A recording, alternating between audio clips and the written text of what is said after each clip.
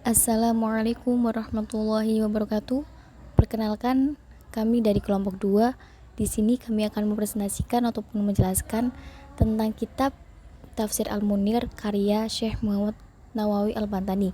Sebelum kami mempresentasikan ataupun memaparkan tentang tafsir Al-Munir tersebut, terlebih dahulu kami akan memperkenalkan diri satu persatu.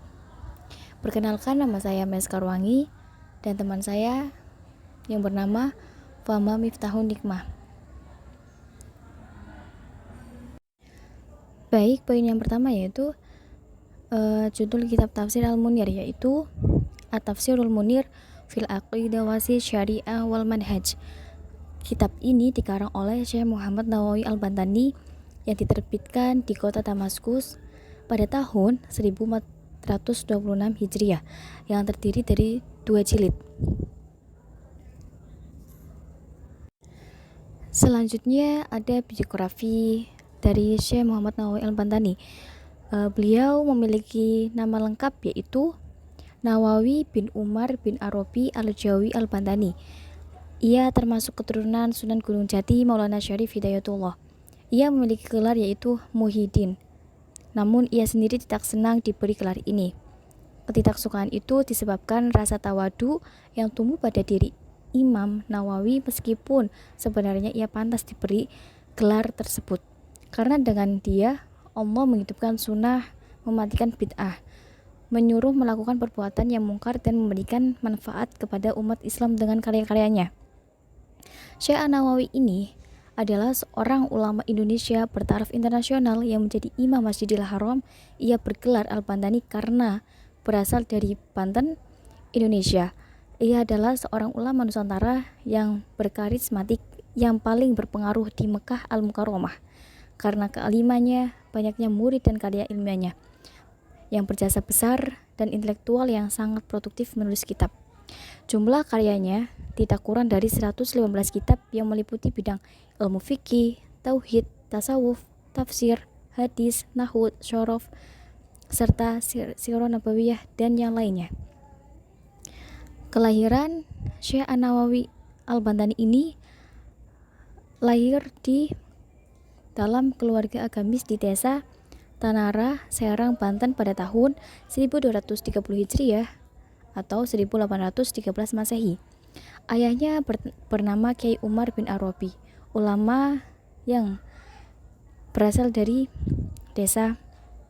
Orang tuanya menamakan dirinya Muhammad Nawawi yang diambilkan dari nama Nabi Muhammad, dan Nawawi adalah sebutan seorang ulama besar dalam mazhab Syafi'i yang terkenal dengan keilmuan, kesolehan, kewaraan, dan ibadahnya. Dua nama ini dipilihkan dengan harapan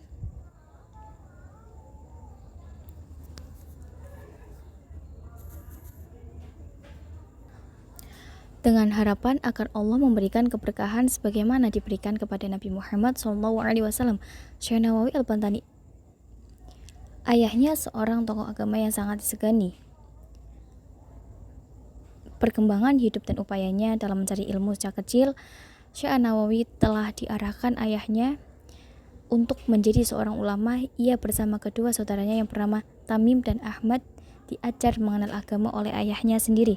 Lalu ia belajar kepada Haji Sahal, seorang ulama yang terkenal keilmuannya. Setelahnya ia ke Purwakarta untuk belajar kepada Kiai Raden Yusuf yang memiliki banyak murid. Bahkan pernah menjadi salah seorang pasukan Pangeran Diponegoro dalam Perang Jawa. Selesai belajar, ia berangkat ke Mekah dan mukim selama 3 tahun. Kemudian kembali ke kampungnya untuk mengajar, tetapi karena kecintaannya terhadap ilmu, ia memutuskan kembali ke Mekah guna belajar kepada para ulama. Ia meninggal dalam usia 84 tahun pada akhir Syawal tahun 1340 Hijriah, bertepatan pada tahun 1897 Masehi di Makkah Al-Mukarramah, dan dimakamkan di Malah dekat makam Sayyidah Asma putri Sayyidina Abu Bakar As-Siddiq dan makam Imam Ibnu Hajar Al-Haytami, ulama besar mazhab Syafi'i. Baik, saya akan menjelaskan mengenai metodologi penafsiran kitab tafsir Marah Labid. Salah satu karya Syekh Nawawi adalah Al-Munir li Ma'alim At-Tanzil, atau dalam judul lain Marah Labid li Kashfi Makna Quran Majid. Tafsirnya ini berhalaman kurang lebih 985 atau 987 halaman beserta daftar isinya. Tafsir Al-Munir terdiri dari 2 jilid. Jilid yang pertama berjumlah 510 atau 511 halaman beserta daftar isinya, dan jilid yang kedua berjumlah 475 atau 476 halaman beserta daftar isinya, dan telah diselesaikan pada Rabiul Akhir tahun 1305 Hijriah. Tafsir Al-Munir ini dapat digolongkan sebagai salah satu tafsir dengan metode ijmali atau global. Dikatakan ijmali karena dalam menafsirkan setiap ayat, Syekh Nawawi menjelaskan setiap ayat dengan ringkas dan padat sehingga mudah untuk dipahami. Kemudian sistematika penulisannya pun menuruti susunan ayat-ayat dalam mushaf. Tafsir Al-Munir li Ma'alim At-Tanzil terlihat sangat detail dalam menafsirkan setiap kata per kata pada setiap ayat. Mungkin karena kepiawaian beliau dalam bidang bahasa yang tidak diragukan lagi. Pada jilid pertama, Marah Labid ini dimulai dari surah Al-Fatihah sampai dengan surah Al-Kahfi, dan jilid yang kedua dimulai dari surah Maryam sampai surah An-Nas. Penafsiran yang terlihat dalam kitab Marah Labid ini terdapat di dalam garis, sedangkan di luar garisnya yaitu kitab Al-Wajiz Tafsir Al-Quran Al-Aziz oleh Imam Abi Hasan Ali bin Ahmad Al-Wahidi. Maka dilihat dari cara penyusunan ayat, Syekh Nawawi menggunakan metode secara tahlili, yakni berurutan dari surat pertama sampai surat terakhir, dan tidak dikelompokkan sesuai tema tertentu.